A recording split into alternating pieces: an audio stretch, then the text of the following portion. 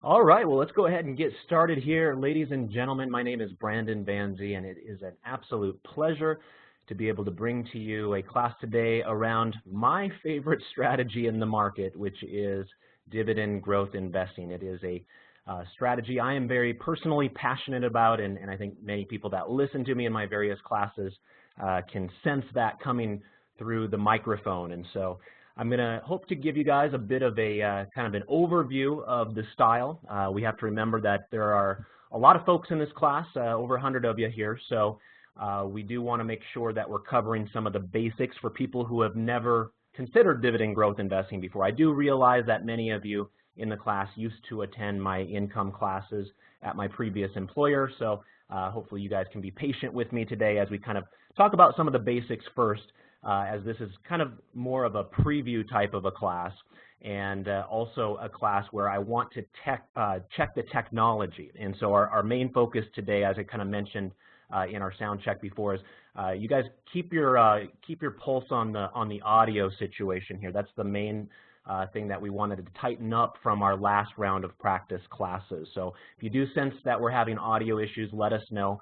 I did close down pretty much all of my programs on my computer, except for Thinkorswim. I didn't want to close that down because I would normally be having that up during class anyway. And so hopefully that will resolve any of the blips that we were experiencing last week.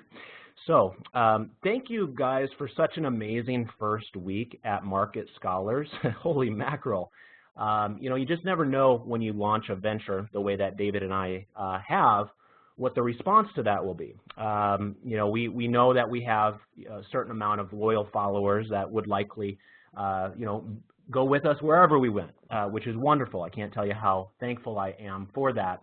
But the outpouring of support over the last week as we've been releasing some of our initial plans, and remember, this is only a soft launch period, so we're not actually open technically for the public until July 1st, but just the soft launch, you know, the support you guys have given us has just been off the charts. So thank you so very much for that. We can't be more appreciative of that.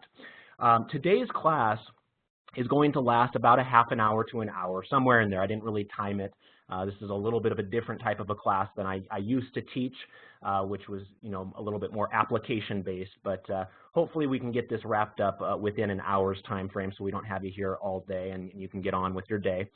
David is in the chats, so say hi to David. He's out there, and if you guys do have some Market Scholars related questions, I probably am not going to be able to tackle those myself during this class, but if they're easy enough to respond to, David may be able to tackle that in the chats as well. And then with that, I guess I'll kind of advance our slides to our disclosures. Similar to last week, we don't really have anything official in terms of disclosures yet. So the main thing is just recognize we're not your financial advisors. And so you guys are all responsible for the decisions that you do make in your own portfolios. All right, so let's start off with kind of an overview and understanding of what is dividend growth investing. Some of you hear me refer to it as DGI, which is just the acronym for that. You know, some of you are familiar with it because you've been with me for a number of years, or perhaps you've learned about this strategy elsewhere online. And it's important for me to kind of differentiate it because a lot of times people have a misinterpretation of what it actually is. Some people think it's just like regular dividend investing. Some people get confused and look at that word growth and think that it's focusing on growth stocks that just happen to pay dividends. Well, the truth is the actual kind of meaning of it is that it's a focus on stocks and in particular companies that raise their dividends annually for long periods of time. I stress companies there because, as many of you are aware when you've attended my income classes in the past, that's one of the things I really want to stress is that we are investing in real operating companies. We're not just investing in ticker symbols. Now, there are other classes that we teach where that is the case. It's more of a game, it's more active, and you're going up against other well-heeled traders and competitors. It's a battle for money. Either you're going to steal money from another trader or they're going to steal money for you. That's the game of active trading. Long-term investing is a little different. Long-term investing, you're participating in the upside success of a business, an operating business. David and I are operating a business right now, so we have to kind of try to match up our cash flows with whatever our expenses are and hopefully maintain a profit, right? And that same kind of concept is taking place in company after company after company across America and, of course, across the world. And so our focus as dividend growth investors for the long term is really not fighting each other to take money from one another as participants in the stock market. It's really participating alongside a successful business in the future. You have to remember that dividends don't lie. There's a great book out there by that name by Geraldine Weiss, and it's true. Dividends don't lie. Dividends cannot be faked. Dividends, once they hit your account, you know they're real. They have to come from somewhere. It cannot be some sort of fancy accounting entry. When a company pays cash dividends, you know that that is likely coming from a company that is well managed, that has cash flows and earnings in order to afford those dividends. And so this idea of dividend growth investing is this idea of participation with the success of businesses in the long haul. My second point is that we have quasi-value investing. What I mean by that is sometimes this gets misinterpreted as a strategy that is value investing, and those two are the same exact thing. It is not, and I kind of mentioned that last week in one of my classes as well. They can be, and oftentimes I've found that it's better when those two things are linked up. I would love to have a high-quality dividend growth investment also be considered a deep value. But the truth of the matter is that oftentimes does not occur. What you will find is that the highest quality DGI stocks are typically going to be valued higher than a deep value investment. For instance, a lot of people, that are hardcore value investors, they might go out and look for a stock that has a PE ratio of less than 10, as just one example. Many of you are aware that the stock market right now has a PE ratio closer to 20 to 25 times earnings. When you look at dividend growth investments, you'll find that because investors appreciate a consistently rising dividend stream, they rarely allow a high-quality company to be sold off from a price perspective bad enough to be considered a true value. So you have to kind of take that in stride. Yes, it's true. When we implement dividend growth investing, we like to buy companies when they sell off in price, but it doesn't necessarily mean that they have to have extremely low valuations at that same time. I kind of mentioned this before, but my third point there, higher quality. That's one of the most appealing elements of this strategy to me personally. I started investing in January of 2000. In fact, I think it was January 10th of 2000. I still have my, my order confirmation. And so I've been investing for nearly 2 decades at this point. And my very first stock that I ever bought was JDS Uniphase. Does anybody remember what the ticker symbol of JDS Uniphase was? Some of you that have been around a long time may remember that. Yeah, JDSU. And so I always joke that JDSU actually stands for Just Don't Sue Us. And the reason for that is the world had gone mad at that time. It can be somewhat similar to what people are experiencing right now with Bitcoin. Back in the day, for those of you that were investing in the stock market, you know that we had a massive technology bubble brewing back in 1999. I mean, we used to call it price to eyeballs instead of price to earnings. That's what a PE ratio was. Because basically any company that would slap a .com on the end of their name would see their stock price skyrocket. I mean, there were companies that when they would IPO would triple or quadruple in the very first day they became a publicly traded company. Just crazy, crazy things were going on. Well, I was in college at the time, and I was pretty naive. I didn't know what the heck I was doing. I just knew that the stock market was going up. So I jumped into JDS Uniphase. And at the time, I actually did have a few months of good participation to the upside. But as many of you are aware, later on in the year 2000, the tech bubble burst in a big way. And I learned an important lesson as an investor back then. I learned that chasing stocks is not always the best policy if you don't have an adequate risk management system, which I didn't at the time. So that was kind of my first experience in the market. And as many of you are aware, the market is your best teacher. You know, David and I are going to do our best to educate and teach you, and hopefully instruct you in a way where you can avoid a lot of the pitfalls and the landmines that we've gone through. But in the end, the stock market is kind of like the school of hard knocks. You know, you learn your most valuable lessons when you get personally hurt. So that was my first experience in the market. Now, I did get some religion at that point, and I figured, okay, well, if you know, buying overvalued tech stocks is a bad idea, then maybe I should go the exact opposite direction. So I became a disciple of Benjamin Graham. Now, most of you will remember Benjamin Graham's name because, first of all, he was kind of known as the father of value investing. He's also Warren Buffett's mentor and actually employer. He taught at Columbia Business School for a while and then ran his own Wall Street investment firm where he hired Warren Buffett. And so many of you are aware I'm a huge, huge fan of Warren Buffett myself. Only a super fan would give his son's middle name Warren, by the way. And so I always joke that I caught my wife at a very weak moment when I suggested the name Warren for our son. But anyway, I figured if it was good enough for Warren, it's good enough for me. And so I started diving into Benjamin Graham big time. And I started establishing my portfolio based off of deep value investing. Things like I talked about before with really cheap PE ratios. And then another big component of that was really cheap price to book value ratios. Well, that worked for a while.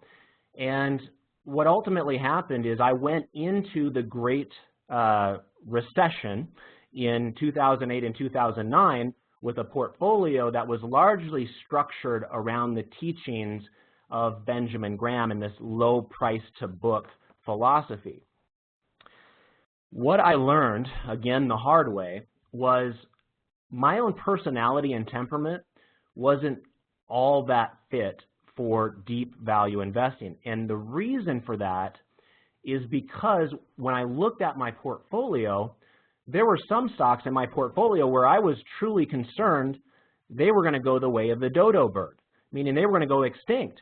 You know, and that was a prevailing kind of sentiment at the time. I'm sure I was not alone with that kind of thought process. I mean, heck, some people thought that the entire stock market was going to implode and that it was just a sucker's game the entire time. But as I looked at my portfolio, you know, I looked at the names in there, very few of them were recognizable. I had a whole bunch of foreign banks and all kinds of just what I would consider today to be largely junk. Yes, they had low price to book value, but what I found was that when everybody's running for the hills, one of the key kind of philosophies of a low price to book value kind of philosophy is that if a company's assets are trading for cheaper than what that company is actually worth in the stock market, that ultimately you could just sell off the parts of the company and make more money as you kind of reimburse investors. That's kind of one of the overriding concepts. Well, what I found out was that in order for a company to be sold off, you need to have other profitable competitors willing to buy out other companies. And the problem with an 08-09 is that all stocks were getting smoked. You know, there were very few companies. Berkshire Hathaway was probably one of the few that had cash available to actually be buying out other companies or other competitors. So I learned a practical lesson at that time where theoretically what I was doing seemed to make sense, but from a practical perspective, it didn't really play out the way that I anticipated. Now, interestingly enough, while I was going through kind of this figure myself out moment, I was helping my wife with her portfolio. Now, she was just my girlfriend at the time. We got married later, but I was helping her, and what I found was I was basically implementing a dividend growth investing style for her. And in my own mind, what I was doing was I wanted to keep her safe. Like, I'm thinking to myself, I'm willing to take risk for myself. If I lose money, then heck, I can put up with that.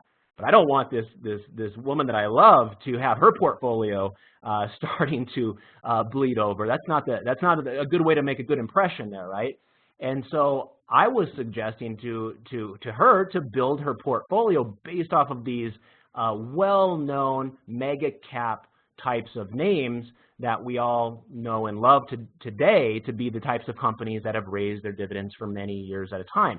And so I kind of accidentally stumbled into dividend growth investing by trying to do the right thing for her, and then realizing after the fact that was actually the right thing for me as well. It's just that I'm a bit of a slow learner, apparently.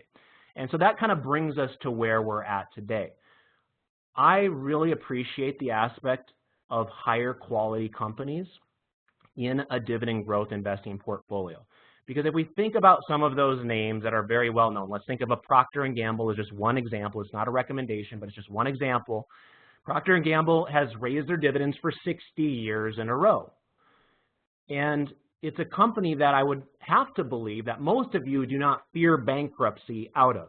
Now, they do have their own set of challenges. I do think that, you know, Amazon continues to be a threat for a lot of companies. So no company ever has it truly easy. But generally speaking, if Procter & Gamble has raised its dividends for the last 60 years and they sell kind of mundane personal care products like shampoo and soap and things like that, that we'll probably still be using those types of products as a society in the future. And so it's really their game to lose. And so when you go into this idea of long-term investing, what I found the hard way in 08, 09 was that I want to make sure that when I wake up every day and look at my portfolio, that I'm not concerned that my portfolio is going to implode. Now, I want to be clear, because when you become a long-term buy and hold oriented investor, you will lose money in bear markets. There's not really any way around that. But there's a difference between understanding that your stocks may be temporarily down in price during an overall bear market for the stock market, and you're looking at one portfolio that's full of junkier securities versus another portfolio full of well-known brand name companies whose products you continue to use. So a lot of what you find with dividend growth investing is it's a psychological way for you to stay fully invested. So the problem when you have another type of a portfolio when you hit a bear market is most humans just can't handle the pain and the pressure that comes with the falling stock prices, and many of them ultimately sell at the worst possible time. You know, we got a nice note from a gentleman in the last week that, you know, he was nice enough to share some of his experiences, and he said that just by the way things shook out, he panicked a couple of weeks ago when the stock market was falling, and he actually sold on the worst possible day in this mini swoon that we had here just a couple weeks back. So you can imagine that there are always people that are making these knee-jerk reactions at the worst possible time, and that's natural. That's us as a human race. We're a pretty weak race when it comes to our emotions around our money. And so I really love the aspect of dividend growth investing, allowing me to stay more calm than I normally would be when we have rough patches like we had a couple weeks ago. I didn't sell any of my dividend growth investing stocks a couple weeks ago, you know, and I'm happy for that today, right? So will I always be happy about that? No, there will be actual bear markets in the future. But if we're picking the right types of companies and we're thinking of them as operating businesses and not just ticker symbols, we will know that there's always going to be a rainbow after the storm. Other things that you'll want to know about dividend growth investing is that, and no, preferred stocks generally don't fit this style here, Ken. Remember, go back to that very first bullet point right there that I mentioned. Focus on stocks that raise dividends annually. Most preferred stocks do not raise their dividends. But back on track here, lower volatility is another point that I want to make. You know, it is fun to be in the next great stock, right? Some of you that have been following me on Twitter know that a couple of weeks ago, I mentioned I was going through some of my old statements, and in one of my more speculative portfolios, I had noticed I had sold Netflix in 2012. So I was bemoaning the fact that I did that because, of course, Netflix has gone on an epic run since then. So those are really fun. But it is also interesting exercise to go back through your old statements. For those of you that have been trading for 20 years like I have, go back to see where your mindset was 10 years ago or 15 years ago or even 5 years ago. And you'll see how your own mindset has even changed along the way. And what I've learned from myself is that I do appreciate lower volatility. And oftentimes what you will find is that the higher the quality of the stock, the lower the volatility that comes with it as well. And again, that kind of leads you down that pathway of being able to hold a portfolio like this in times of turmoil like we saw a couple of weeks ago. Another aspect of dividend growth investing that I'll refer to a lot is DRIP. Does anybody know what DRIP stands for? Uh-oh, Doty sold some Amazon a few years ago. Yeah, so you can feel the pain there, right? Yeah, so like Laura says, and Laura, thank you for joining Market Scholars, and thanks to all of you. We have a lot of market scholars in the room with us right now, and I hope we have a lot of future market scholars with us in the room right now as well. But Laura's absolutely right. It's dividend reinvestment plan. And so what we're looking at with a dividend reinvestment plan, it can be operated through most brokers. Not all of them do, but the vast majority of brokers these days offer a dividend reinvestment plan. You can also do individual dividend reinvestment plans through a stock transfer agent with the company itself, but I'm not as big of a fan of that personally. In the old days, there were some benefits of doing that, but these days, if the brokers will do it for you commission-free, you might as well just house everything under one umbrella.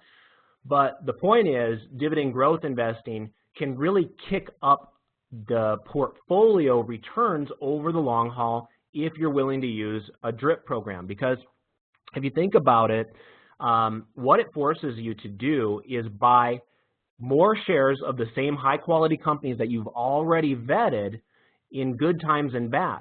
And many of us are not equipped. We're not built psychologically to be willing to actually buy more stocks when markets are the worst. And that's when we should be buying the most stocks, right? And so that's kind of a fascinating element of dividend growth investing that a lot of people like to turn on that drip, and they know that they may actually have something to look forward to if the stock market falls. Not everybody can say that. They will actually be buying stocks at cheaper prices in the future when the stock market falls, and it means that their compounding is kick-started higher and higher and higher. Because really, you know, what a lot of us that are, you know, practitioners of dividend growth investing will do is we'll start focusing our attention on the rising income stream itself rather than the brokerage statement balance. If some of you have felt like you've been whipsawed too many times in the past, that may be a solution. I can't guarantee that it will be, but it may be a solution. If you feel like you're looking at your brokerage statement one month and it's down $10,000 from the prior month and it makes you sick to the stomach, what you could do is start doing a mind trick. And that mind trick would be stop looking at the balance of your account. Instead, look at how much income you took in compared to the prior month or the prior quarter. And if you're implementing the strategy the right way, the income stream should always be rising, no matter what's happening with prices. The income stream itself is much more stable than price fluctuation.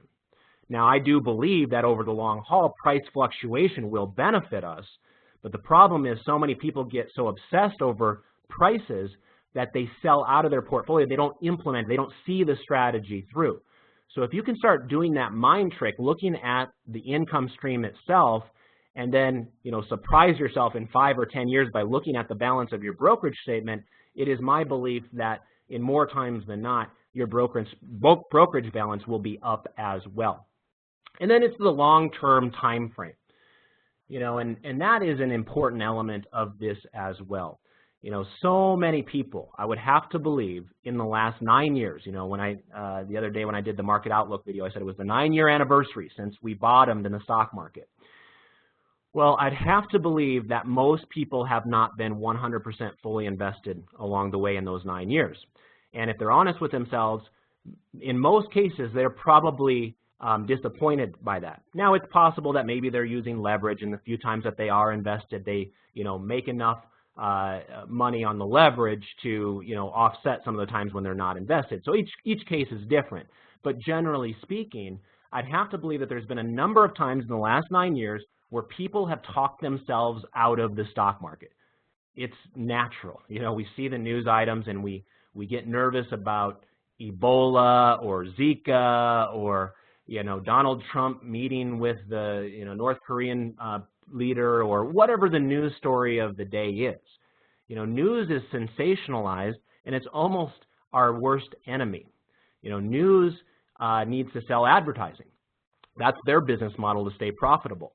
So they sensationalize stories, and what happens then is we get worked into a tizzy as investors, and sometimes we can talk ourselves out of owning very high quality companies.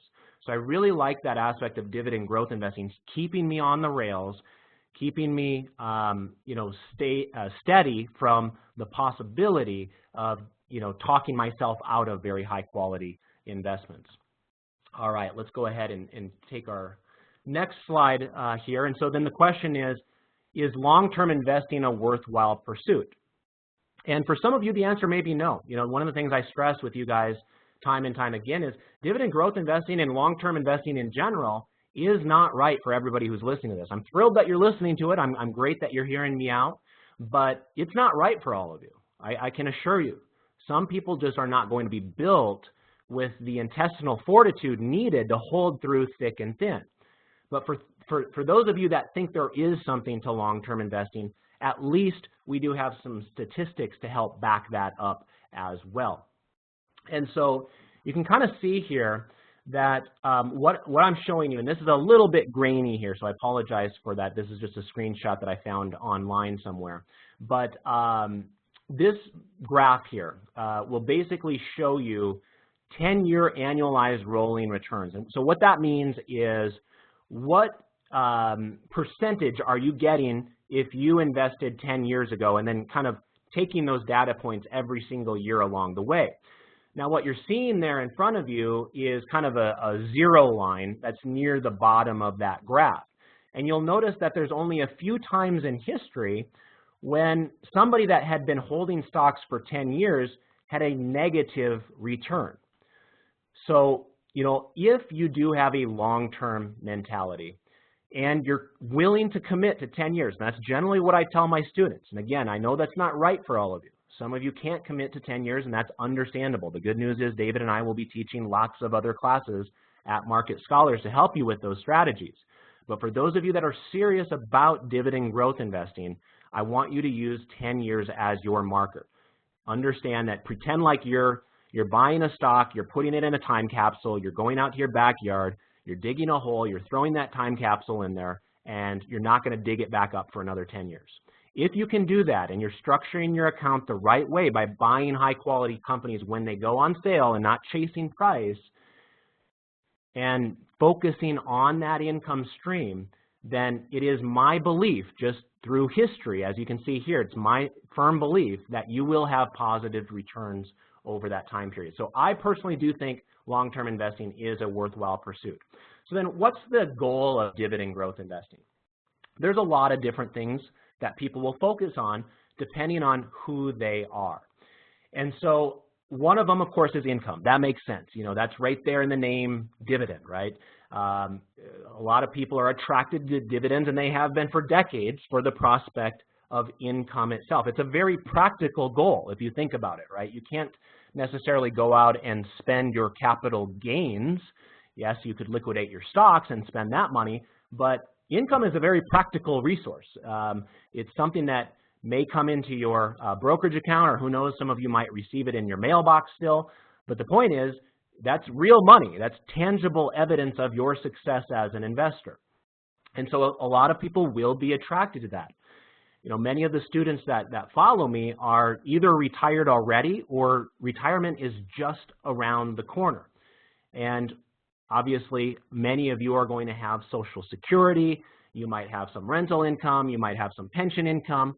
But having a nice kicker from your portfolio through a well-built portfolio of dividend-raising companies, having that kicker of that income stream can be a really nice aspect. You know, some of you might choose to, you know, if you can't pay all of your bills with it, maybe you choose to use that as your travel funds, and you get to go visit your grandkids more often or see the world or what have you. But the point is, it's very practical. Another goal is inflation offset. And so what I'm talking about there is the point of dividend growth investing, again, which is the focus solely on companies that raise their dividends. It's not the focus on companies that only pay dividends. It's the focus on companies that raise their dividends. What we're hoping to accomplish as dividend growth investors is to make sure that our income stream is rising at rates greater than inflation, with the very obvious benefit of our money is earning us better buying power. You know, if you find that your traditional costs with whatever your lifestyle is go up 3% a year, then you're going to want to make sure that your portfolio is increasing its dividends at least 3% a year. And I'm not saying yield 3%. I'm saying that the company is raising their dividends by at least 3% a year. Now, the good news is that's a pretty easy hurdle to get over these days because inflation numbers are so low. But we have to remember to stay vigilant on that point as well, because who knows when inflation kind of rears its ugly head out of nowhere. Many of you that lived in the late 70s and early 80s can attest to that. And so that's the nice kicker that we have with dividend growth investing. Remember, some of you are going to choose just to invest in bonds, and that's fine. That's not my specialty by any means, but if you choose to invest in bonds, go for it. You know, there are obviously some very appealing elements of bond investing as well. They're a little bit more contractually obligated to pay you interest, but the downside of bonds is they don't grow their income, and you know, I could lump preferred stocks into that as well. You know, they basically pay you the same amount every year. What we're looking for is inflation offset. We want to increase our buying power. And then the other thing that I list on there is total returns. You know, the income stream isn't the only thing that can grow. Since dividend growth investing focuses on stocks, price appreciation can be substantial over long periods of time. So let me show you that visually now. So this screenshot right here was taken from the S&P 500 website. You can kind of see that listed somewhat down below and to the left there if any of you want to go check it out for yourself. But basically they have an area on their website where you can compare different indexes to one another. And what I like about this is that, first of all, let me ask you guys, how long does a company need to raise its dividend to be part of the S&P 500 Dividend Aristocrat list? Yeah, so we've got 25. Hey, Charles, long time no see, my friend. It's good seeing getting these classes up and going again because, of course, I have stayed in contact with a number of you through Twitter and Facebook and different things like that, but I know some of you aren't on there, so it's fun to be able to see some old names here again. But anyway, yes, it's 25 years to be on the Aristocrat list. Now, there's a bunch of different lists out there, and it's kind of interesting because I so closely align myself with the Dividend Aristocrat list that some people inadvertently think that somehow I'm the creator of that list. I'm not, right? The Aristocrat list has actually been around since 1989, and it was started by Standard & Poor's and continues to be maintained by them. And so it's an index out there. And there are other kind of groups of dividend stocks that we'll discuss in my classes regularly. For instance, Dividend Kings are stocks that have raised their dividends for at least 50 years in a row or more. Dividend Achievers are stocks that have raised their dividends for more than 10 years in a row or more. So there are different lists out there, but the Dividend Aristocrat list is the list that I tend to talk about the most in my classes because they're well-known, big, established companies that have at least a quarter century of raising dividends, which is no small feat. Remember, you can't accidentally do that if you're a company. You actually have to set down a path to continually raise that dividend year in and year out. And remember, ladies and gentlemen, that's not just the original board of directors that made that first decision to raise the dividend. It is a culture within the company itself to say, yes, we want to be generous towards our shareholder base. We want to raise their pay every single year, generation after generation after generation of board of directors that goes through that particular company. But what I like about this aspect is that Dividend Aristocrats are owned by Standard & Poor's. Most of you know that the world's most well-known benchmark is the S&P 500, which of course is also owned by Standard & Poor's. So they have no axe to grind on their own website when they display this information. They could care less if the aristocrats outperform the S&P 500 or vice versa, because they're the owner of both indexes. So, you know, I think there's something to that as well. But you can see from this screenshot that I took here, and this is just as of March 9th, so this is very new. And you can see that over the last 10 years, Dividend Aristocrats, which is the line you see there that's in the light blue color, has handily beat the S&P 500 itself, which is the dark blue line. In fact, the 10-year annualized returns are 13.17% for the aristocrats versus 10.33% for the S&P 500. Now, what do you guys think? Is that a big amount of outperformance there or not? What are your thoughts on that? Yeah, Emil has been around this business for a while, and many of you have. It's massive, ladies and gentlemen, especially if you consider the fact that every single one of the dividend aristocrats is part of the S&P 500. I mean, you can go out of your way to intentionally build a dividend portfolio of stocks that aren't in the S&P 500, and there you're going to have more diversions of performance versus the S&P 500. But basically, what you're doing in this case is there's currently just over 50 dividend aristocrats out there.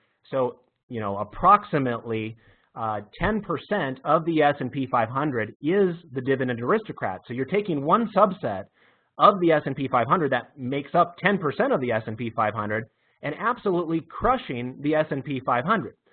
Now, I got to be careful, and you guys can tell I get excited about this sort of thing, and I always got to kind of temper my excitement because, you know, this is not a sales pitch. I'm not trying to talk you guys into anything. I want you guys to make up your own mind, and then once you make your decision, then I want to help you the best that I can. But that is massive outperformance there, and if you hold a portfolio like that for 10, 20, 30 years, those what appear to be small to some kind of novices, only 3% annualizes not that much, is it, Brent? It's massive. It creates an exponential growth curve that you would be thrilled with at the end of your investing career. And so why is this? So, you know, what we find is that that a lot of it has to do with the focus on high quality. Remember, the S&P 500 is going to have companies that go bankrupt within it. There are very few dividend aristocrats that ever go bankrupt. And so you kind of focus on a higher quality subset of the market. Now, you do have to understand that you give up some of the possible home run stocks like your Facebooks and your Netflixes. So we have to remember, you got to keep the proper expectations and you know, in check. But what it does in general is that if you are just randomly throwing darts at the 500 stocks in the S&P 500 versus randomly throwing stocks at the 50-plus dividend aristocrats, the chances of your dart landing on a higher quality business it's higher if your dart is landing within that aristocrat dartboard. And then that final point is most historical studies have shown that dividends actually represent about 40 to 45% of a total return of the stock market over history. And that is mind-boggling as well. It's almost forgotten about. You know, a couple years ago, I can't remember what year it was exactly. It might have been 2014. I'd have to double check. But anyway, there was a year when the stock market itself was flat. There was zero gains out of the stock market, but the stock market was yielding approximately 2% at the time. So really your entire amount of gains, 100% of your gains in that year would have been through the dividend payments themselves. All right, let's go ahead and advance our slide here and talk about some pros and cons of dividend growth investing. So first of all, it's income through a diversified approach. And that's important as well because, you know, if you look at the Dividend Aristocrat list, it actually has components within all 11 sectors.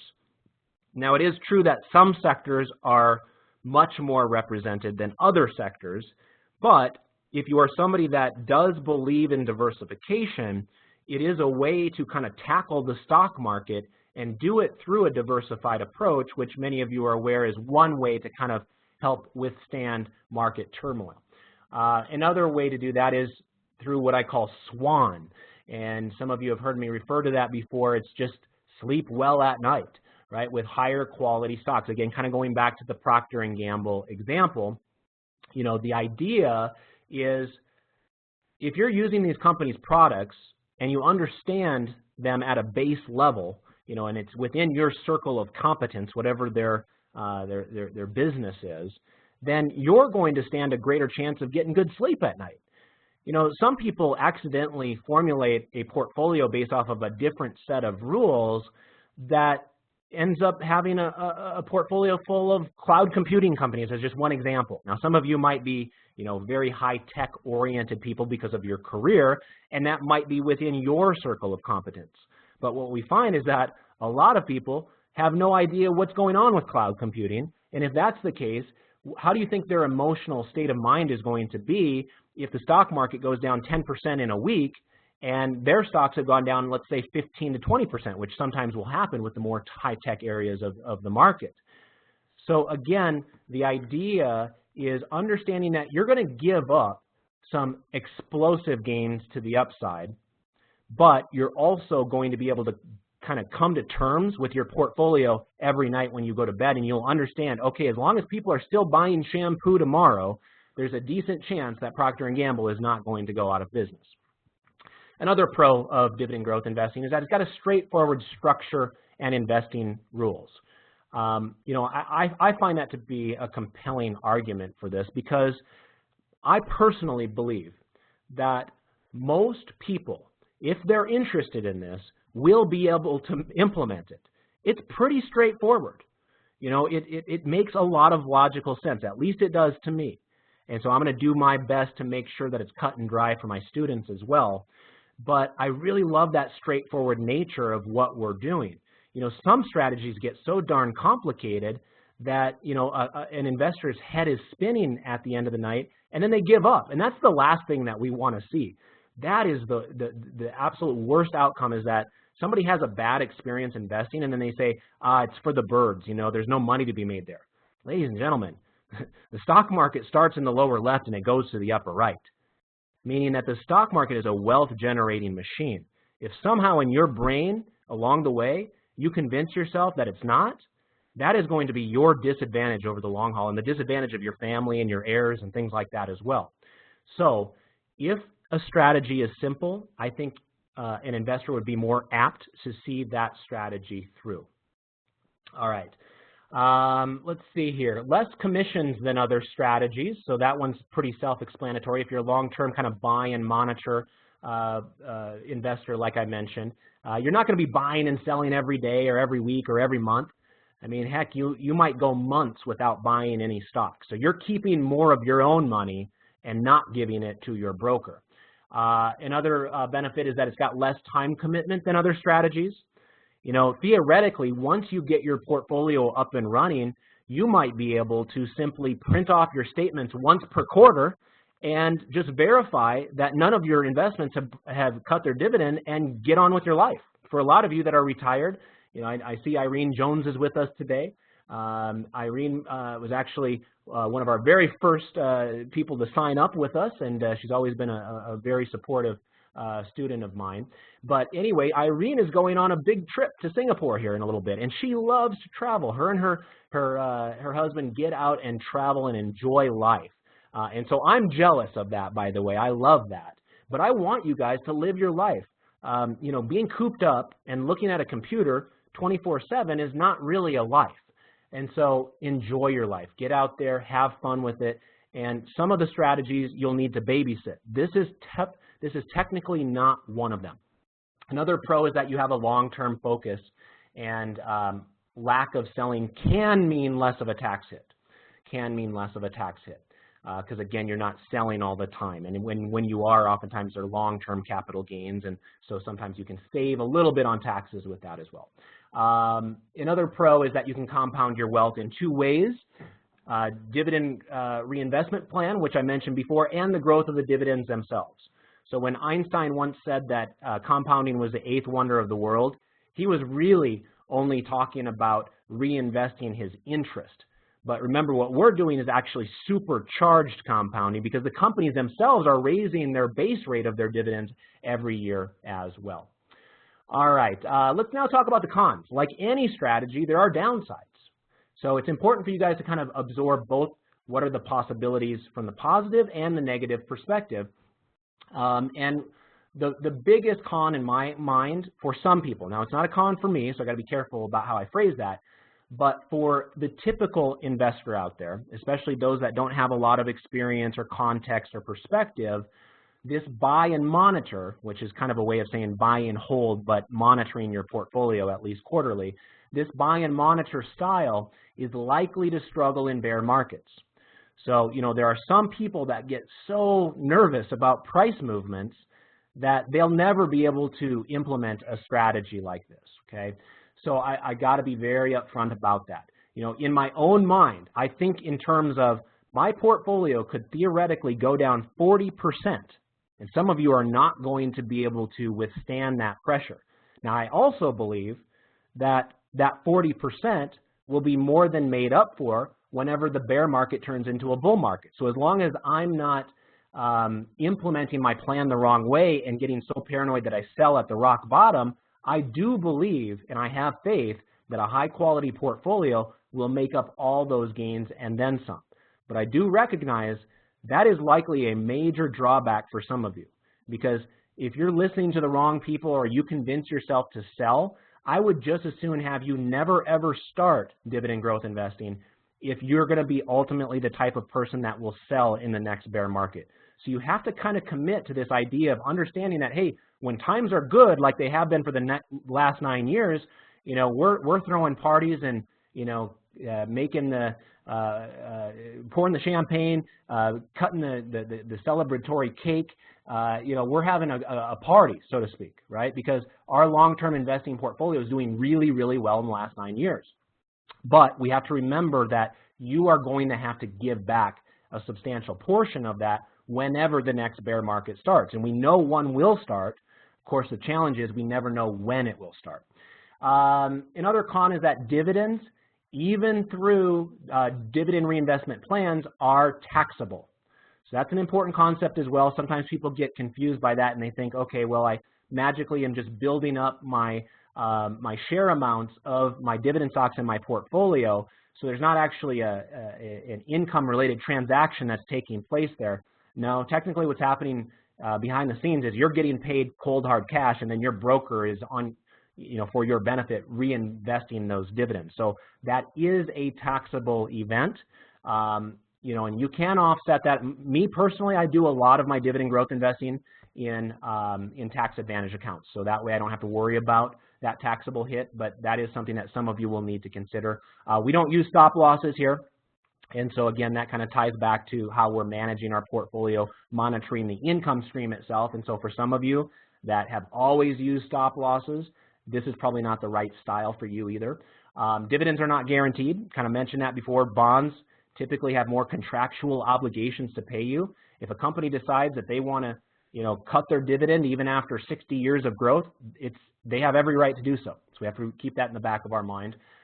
It's a counter-trend approach, and that makes some investors uncomfortable. Remember that when we buy stocks, we are buying stocks that most technical analysts would steer far away from in most cases.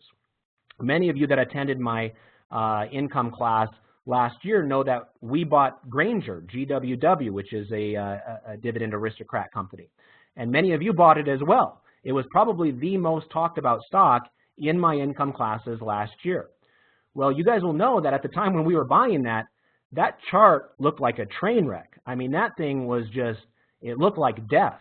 And so you really have to have this faith-based approach. You have to, you know, be kind of firm in your resolve in that this is the style for you. And some of you are just simply never going to kind of be in alignment with that type of the thinking. And again, I will stress, most of the other classes that we'll teach at Market Scholars will not be counter trend. They will be more towards the trend trading side. So hopefully, we can hit all the bases for all of you from that perspective. Another con of DGI is that stock prices typically move lower before a dividend cut is announced. And so, some of you have heard me say this before, that the true goal of DGI when we're picking a stock is not necessarily to pick a stock where we can maximize gains. The actual goal is to pick a stock that you believe in your heart of hearts will not cut its dividend in the future. Because if your risk management rules revolve around cutting a dividend stock when it cuts its dividend, then what you'll find is that the market itself sniffs that out ahead of time. Now, that's the main reason we did not buy GE in my classes. Those of you that have been with me for years will know we never bought GE. We never bought Kinder Morgan. We never bought ConocoPhillips. We've had a very good success of picking companies that did not ultimately cut their dividend for a variety of reasons. And I will, of course, teach you guys how to be on the lookout for those potential landmines out there once we're starting our classes up as well. And then slower growing sectors like staples are often favored over technology. So some of you might be real young, maybe we got some 20-year-olds with us or whatever, and they may not be attracted to dividend growth investing because they like the flavor of the day technology company. And that's not to say that's the bad idea. If they latch on to the next Google early, that'll be to their benefit. But it is true that if we focus on stocks that raise their dividends year in and year out, there will be certain sectors that have the capacity to do that more than others. And what you'll typically find is that the thread that kind of weaves together amongst those sectors is a capacity to be economically resilient. A Procter & Gamble is likely still going to sell shampoo even if somebody loses their job, that type of mentality there. All right, so let's go ahead and advance our next slide here. And this is from one of my investing heroes, Warren Buffett. And it's a reminder that we need to have a different mindset. In fact, you could kind of call this quote our battle cry as dividend growth investors. Whether we're talking about stocks or stocks, I like buying high quality merchandise when it is marked down. So again, it's that approach where you're not buying a stock because its price went up. In fact, you're probably more attracted to it because its price went down. And theoretically, you're taking less risk when you're doing that if you think that risk is the possibility of a stock going to zero.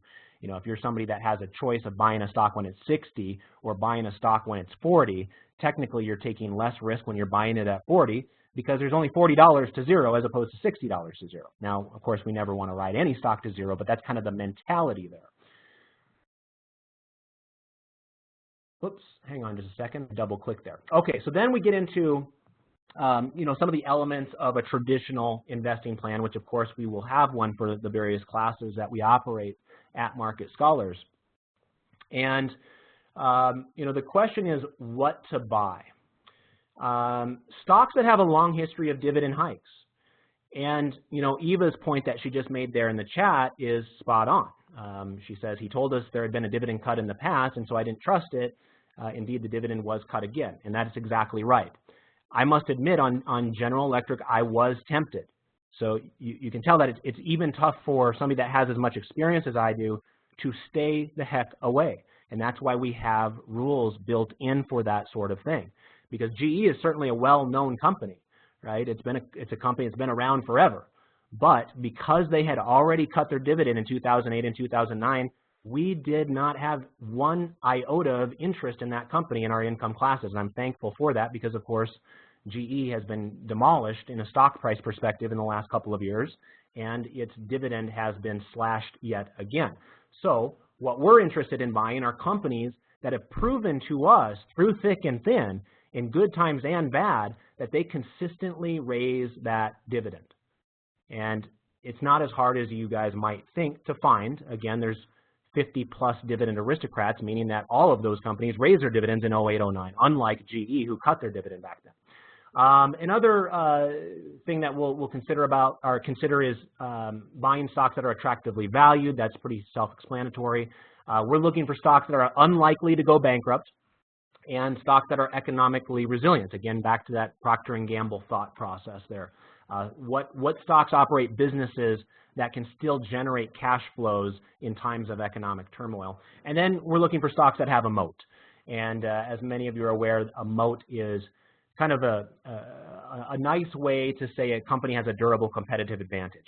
What is it that makes that company special that allows them to make higher returns on their projects than their competitors? And what is preventing a competitor from coming in and stealing their ideas or stealing their products or what have you?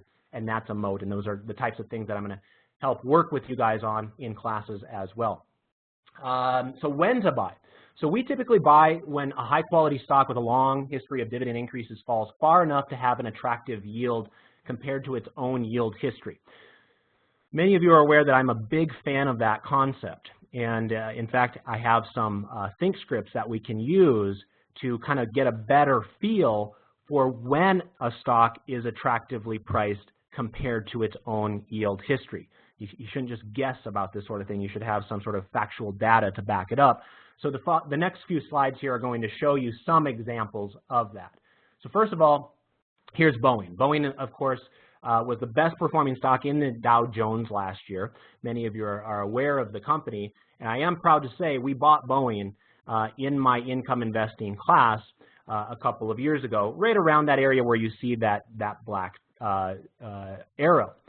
And the reason that we bought it, first of all, it does have an economic moat, and it's a world-dominating type of a company. But at that time, its price was not in favor. Right now, if people are buying Boeing where it's at right now, they're price chasers. We have no interest in buying Boeing where it's at right now. But we were certainly interested when nobody else wanted it, when price was selling off, and it was attractively valued at that time. And so here we are sitting on a company that has almost tripled in price for our portfolios. And of course, all we were after was the rising income stream. So this is an example of a company that can give you that growth kicker in addition to rising income.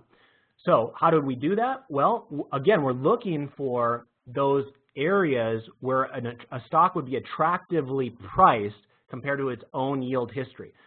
So here's Dover, which is a dividend aristocrat company. You can see, oh, hang on. You can see that I've got the two different red circles there that are showing up on that screen.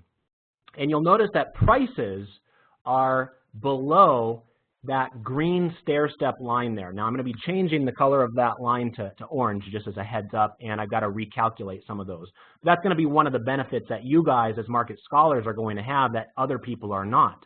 We're going to make our scripts available to those of you that are paying customers of ours, and I'm going to get a tutorial like I had back in the old days with my old employer. So you're going to be able to put these stair-step lines on your chart as well to help you make better decisions when you're picking your dividend stocks as well. Here's Nucor. Nucor has been in the news quite a bit here lately because of all the steel tariffs and all that. But again, you can see this is a nice example of showing when is the proper time to buy a dividend aristocrat company like Nucor and when is the proper time not to. When that stock goes down and touches that green line, we are interested in that. That is at a level where historically value investors have come in and say, yes, that's the yield that I want for that company. So it almost creates its own dividend support area. It's not a technical analysis support area. It's a dividend support area where people are getting their wallets out, getting their $100 bills out, and paying for stock at those levels because of that income stream right there. Here's another example with 3M, one of my favorite aristocrats out there. And you can see that this is another one that when it touches that green stair-step line, it usually reacts very positively back to the upside when it does so. This is another one that we bought in our income classes based off of this philosophy. Many of you own this one as well, and you got into it there in late 2015 or early 2016, and of course, it's been a home run. You know, we were buying it at about 136 at that time, and it's now at 239. So that's another example, but you can see 3M has gone up so much that we're no longer interested in buying it up here. Now, if it falls in the next bear market, I'll be thrilled to buy it again down at that green line, but we're going to remain patient and do it the right way and stick to our rules. So then we ask how much to buy. And generally, diversification is an important aspect of what we're doing. And so what we will be doing in my class is buying 20 stocks. Now, I myself own over 40, so I have to be upfront about that as well. at some point we've got to kind of make it practical for a class. So what my plan is right now is that we're going to do 20 stocks, which would mean that each stock will represent about 5% of the portfolio. And then once we're done with building out a 20 stock portfolio, we're going to rinse and repeat, and that way anybody that joined Market Scholars along the way will get that opportunity to make decisions about dividend stocks with a fresh set of a portfolio as well. When to sell. So the primary reason will be when a stock cuts its dividend. And so again, the critical element of that is make sure you're picking stocks that are not apt to be cutting their dividend to begin with. There are some alternative sell rules you could think about. One of them could be when the stock becomes extremely overvalued. Let's say you bought a stock when it was trading at 20 times earnings, and now you looked at it, stock's gone up tremendously and it's trading at 50 times earnings. You might decide, hey, there are better uses for your money. You can sell that stock and funnel it into another dividend stock that may be a more attractive valuation. Another alternative sell rule would be when a stock has a historically low yield. So, we showed you those examples a moment ago of when we bought when they had historically high yields. Well, you can kind of turn that concept upside down if you want to. It's not how I do it, and that's going to be one of the things that's going to be nice about my classes going forward as well, is I can be more upfront with you guys than I was able to at my previous employer because of some of the regulations and compliance that was going on there. I can tell you, and there's always going to be pros and cons of what I do versus what the class does and vice versa. But some of you might be interested in that concept, and it can be a beneficial one as well. And then another alternative would be you can sell a stock maybe if you're selling covered calls against it. Some of you are going to make that decision to sell some covered calls against your portfolio, and you might wake up one day and see some of your stocks have been called away through that process as well. So now we're to the point of kind of discussing what's the class going to look like, right? What are you guys going to expect when you show up in my dividend growth investing classes week in and week out? So first of all, classes are going to be an hour. We're at about an hour here, and we're about ready to finish up here too. But those normal weekly classes will be an hour in length, except for our online coaching / Q&A classes. David and I will each be teaching one of those per week. Those will be 90-minute sessions. But our normal trading room style of classes, like this DGI class, will be 1 hour in length, and it will be recorded. So for those of you that are still working, need to check out the recordings at night. That'll be available for you as well. And the first half of each class is going to feature either an overview of economic statistics, which is what I used to do in my old class, that many of you guys are familiar with that process. We used to check, okay, where are treasury yields, what's the inflation rate, that sort of thing. Or I might possibly teach an important dividend growth investing concept as well. Remember, David and I are not going to have actual courses ready for you guys before July for sure. And so I might kind of use the classroom time a little bit to just make sure people have a firm and solid understanding of some of the core concepts that are going to be important as somebody goes down that pathway of becoming a dividend growth investor. The second half of the class is going to be application-based. And that's where we're going to do a deep dive on 2 different companies, so it's very similar to what I did in the past. We're going to use a lot of research material and try to make a well-informed decision in the end and build our portfolio as a group. I love that aspect of collective intelligence gathering.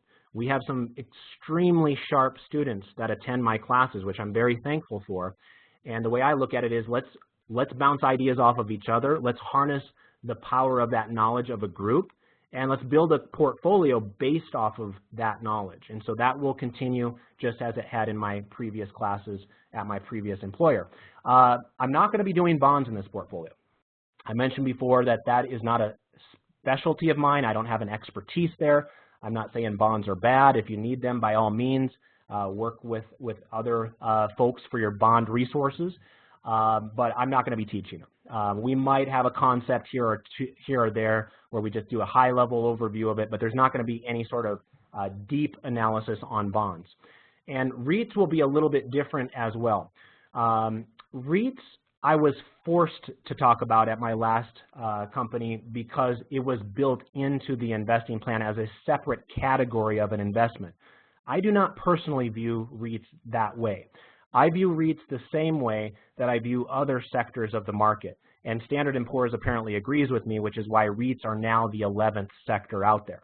So REITs I'm going to be interested in, and I'll have no problem whatsoever adding to our portfolio, but I'm not going to go out of my way saying we have to buy REITs the way that we did in the past. We will buy REITs when it makes sense to buy REITs, and they will be held to the same high standards as we have as our other dividend growth investing stocks. And then we'll build a portfolio 1 stock per week until we reach our 20 stock completion, and then we'll rinse and repeat and do it all over again, as I mentioned before. All right, so then you guys might be wondering, well, why would I want to learn dividend growth investing from Brandon? You know, and that's a natural question to ask. You can see my graphic there says skin in the game. So I can be very upfront with you guys. What do I actually do, right? and if my knowledge level doesn't come off and you guys instantly know that I actually do this with my own portfolio, then let me just be blatantly clear about it. This is what I do with my portfolio. And so I think that's an important element. You know, there are a lot of organizations that might pick a name out of a hat to teach a particular subject or whatever, you know, or it'd be like, you know, if you went to cooking school and you were trained to be a French chef, and then all of a sudden they ask you to, you know, cook a bunch of burritos and expect you to be a top-notch performer. You know, there are going to be nuances that you're going to want to know about. For someone like myself that does this day in and day out with my own portfolios, not only that, but my wife's portfolio, my son's portfolio, you know, I'm going to have nuances that I'm going to share with you, good and bad, right? You know, I'm going to be able to share some things where I stumbled and how we rectify that type of a situation. So, you know, I think that's a benefit to you guys. I myself am always looking for new stocks for my own portfolio. And of course, when things start catching my eyes and my radar, it's natural that I start talking about them in class a little bit more as well. And you can find that we've had a very successful classroom track record as well, as many of you that have attended my classes in the past well know. And I actually care that you guys do this the right way. You know, I'm not always the most warm and fuzzy personality. I think you guys know that about me. I'm a very kind of direct guy. I'm pretty serious about what I do. And the reason for that is because I care. I want you guys to do it the right way. And, you know, I think one thing that I've noticed in this world is that it seems like customer service has gone to the birds. It just seems like, you know, whatever it is that you're doing in life, you talk to somebody on the phone, you go to a local retail store, it's just like the person who's helping you could care less, and you can see it in their eyes. You know, and I don't ever want you guys to feel that way. I actually do care. I care a tremendous amount. I want to give you guys a wonderful experience if you're entrusting me to teach you about dividend growth investing. So with that, we're past our hour here, a little bit over. I appreciate you guys hanging tough with me there. Here are some of the same details I shared with you last week. So remember, if you have questions, make sure you're using support@marketscholars.com. If you need something specifically from me that's not company related, you're welcome to reach me via email, brandon@marketscholars.com as well. I will be out of the office this Thursday through Monday, however, so be aware that if you're trying to email me during that time, there's a good chance I won't be emailing you back. So especially in the near term, I would encourage you to send emails to support@marketscholars.com, because that's an email address that both David and I can check. And then follow us on social media. Many of you are doing so already, and you get a lot of value. Many of you know that a lot of the tweets that I do out there are dividend growth investing oriented. And so if you like this topic, make sure you're following me on Twitter @BrandonVanZ, all one word. For those of you that have not become a market scholar yet, you can see there in blue, there is your special link. And remember, that's only available to those of you that were kind enough to fill out our market research survey a few months back when David and I were making the decision to form a company or not. So thank you again for filling out that survey, and I hope you enjoyed the discount that we're willing to offer you up until July 1st as well. And then lastly, there's that class schedule. Now, I must say we've got to be careful here. This is temporary for right now, and I'm going to put it in the chat right now as well for those of you that want to do a copy paste directly from the chat. This is not for sure. It's not set in stone, but we try to look at our schedules, look when we're busy or not. You know, of course, David and I are going to struggle with late night classes because we're both family men. We both have children to take care of and put to bed and things like that. So what we try to do is make sure that none of our classes overlap. So if theoretically some of you wanted to attend all 10 of these classes and you have the schedule open to do so, you could do it. There shouldn't be any overlapping classes there. And of course, we're still going to do the market outlook videos on a regular basis as well. So that gives you a little bit more info there to kind of make some of your decisions on whether you want to join Market Scholars or not.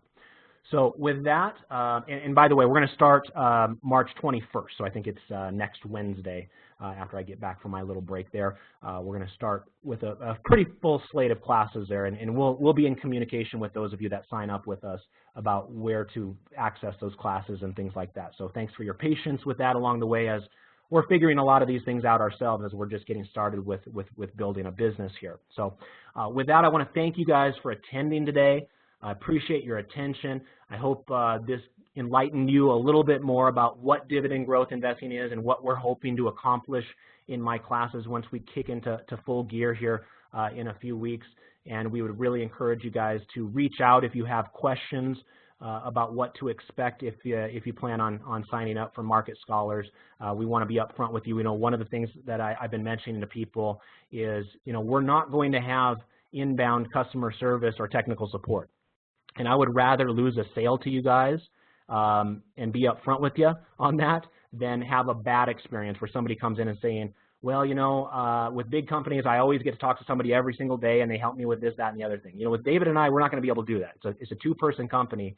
Our communication is going to be through email. So I want to be very clear on that point. There are going to be some disadvantages of working with us as well. But again, for me and my own mentality, I would rather have you guys know that stuff up front before you're making a purchase decision and make sure we're doing this the right way. But of course, we're going to do our best to give you a superior service at Market Scholars and hopefully make up for any of the weaknesses that we will have. So with that, thank you so much for joining me today, and we'll shut down the recording. And of course, remember that David will have a class tomorrow. Hopefully you guys saw that in your emails as well, so I hope to see many of you at David's class tomorrow as well. Take care, everybody. Best of success with your trades and your investments. Goodbye for now.